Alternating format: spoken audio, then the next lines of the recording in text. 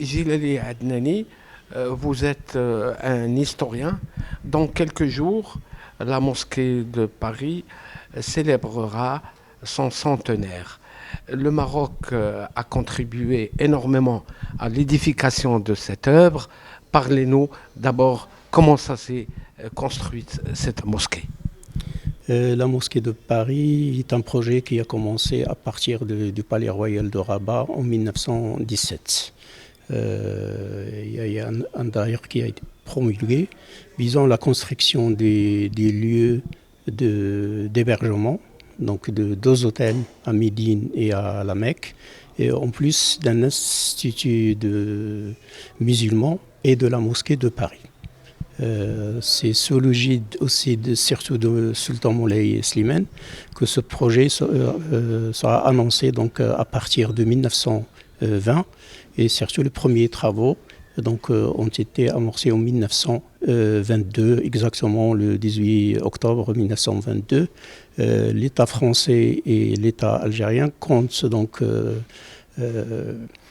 organiser donc le centenaire de la construction de cette mosquée, qui est à la base a été dirigé par la société des Habous. Donc c'est un statut waqf de main morte, inaliénable, et qui a été administré par le Maroc depuis son inauguration par feu Moulay Youssef en 1926 jusqu'à après l'indépendance du Maroc en 1956. Donc l'inauguration en 1926, comment elle s'est déroulée?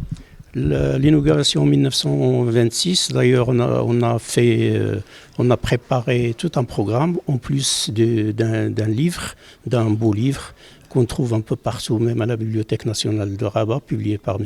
Weiss, avec les photos du sultan et tout donc, le cérémonial de cette inauguration.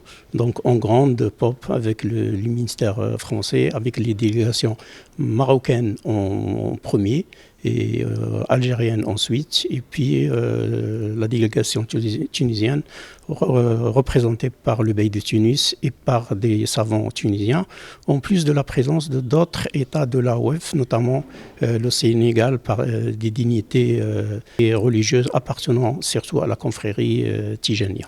Il faut préciser aux téléspectateurs que cette mosquée a été construite à partir d'un document, d'un testament délivré par les autorités françaises aux Habous marocains.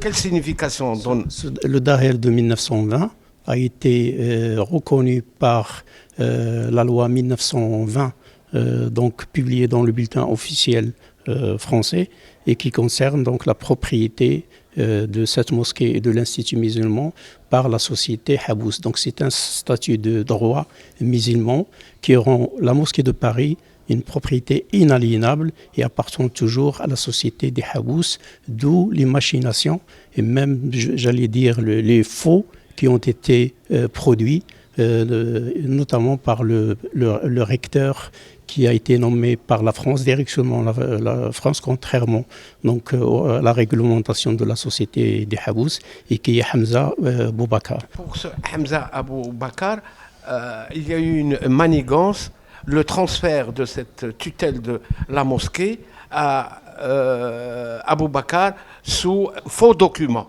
Comment expliquer, comment racontez-nous cette période? Effectivement, donc la société des biens Habous a été gérée et dirigée par Abdelkader Ben Rabrit et aussi par les membres de la société, dont 5 Marocains, Hajoui, Bouchaïb Doukali, le faqih Tijani Ahmed Skirej et autres, et aussi par des représentants Chelchali de l'Algérie, le Bey de Tunis aussi. Mais après, entre 1957 et 1958, ce fameux Hamza Boubacar, destiné à être nommé à la tête d'un projet séparatiste, la République sahraoui à l'ouest de l'Algérie, donc qui englobe le territoire saharien d'Ouled Sidi Cheikh, des Chamba et une partie du Touareg. Mais la dangerosité de ce projet donc a poussé le gouvernement français à annuler le projet.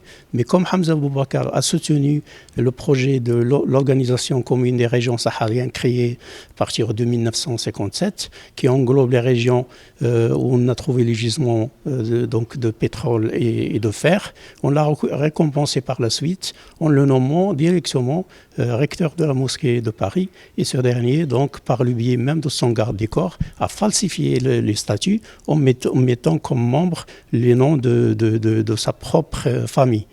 Il est un ressortissant français et originaire de l'Algérie de l'époque où on appelait les Harkis.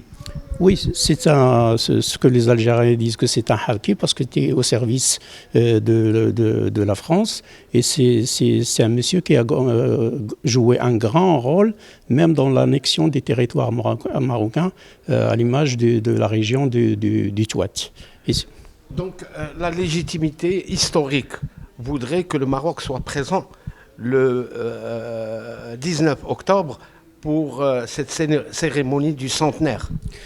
Exactement, parce que je ne sais pas comment on va faire table rase, comment on va permettre donc à faire de l'amnésie au niveau de la mémoire et oublier donc la cérémonie d'inauguration donc sous l'égide de Sa Majesté Moulay Youssef en 1926. Oubliant aussi tout l'œuvre et le travail et les efforts et les réalisations, que ce soit des gouvernements chérifiens marocains et aussi des artisans et des ouvriers qui ont été derrière cette œuvre. Je rappelle que le sultan Moulay Youssef a envoyé les grands sculpteurs et artistes marocains qui ont pris le bateau Abda pour aller à Paris faire tout ce qui est carrelage, tout ce qui est donc boiserie, tout ce qui est sculpture. Et je pense que l'œuvre de la mosquée de Paris est une œuvre marocaine, est un patrimoine mondial parce que tous les pays de l'Afrique, de l'Asie, donc les pays musulmans, ont contribué donc dans la fondation et la construction de cette mosquée, mais bien sûr avec des millions de francs de sa poche. Le sultan Moulay Youssef a donné plus de 5 millions de francs et les souscriptions ont été donc organisées un peu partout au Maroc, à Tanger, à Salé, à Rabat, dans le sud marocain. De même, l'Algérie aussi a contribué donc financièrement, la Tunisie, le Sénégal et les pays de l'AOF. Donc il ne faut pas faire passer sous silence donc le rôle joué par tous les pays musulmans et surtout le Maroc qui a été derrière la construction, la fondation et la construction de la mosquée. Donc la raison voudrait que le Maroc, le 19 octobre, soit au premier rang des personnalités assistant aux festivités du centenaire. Oui, effectivement, le beau livre publié en 1927 par Weiss, montrant donc la présence du sultan du Maroc, Moulay Youssef, et toute la délégation marocaine, veut que le Maroc doit être présent à l'occasion de ce centenaire. Et surtout que dans cette mosquée, il y a eu la mort de 2 grands artisans, et surtout des grands artisans Zenjoul, morts asphyxiés dans cette mosquée. C'est lui qui est le grand Ma'allem, qui a fait tous les zilliges et tous donc les travaux d'artisanat au sein de cet édifice. En travaillant sur l'acquisition de la mosquée de Paris, donc j'ai publié ce livre, La mosquée de Paris, œuvre marocaine et patrimoine mondial en 2016. C'est vrai qu'il y a beaucoup de documents que je n'ai pas exploités à cette date-là. Et ce livre doit normalement connaître une nouvelle édition, ou une réédition, donc augmentée,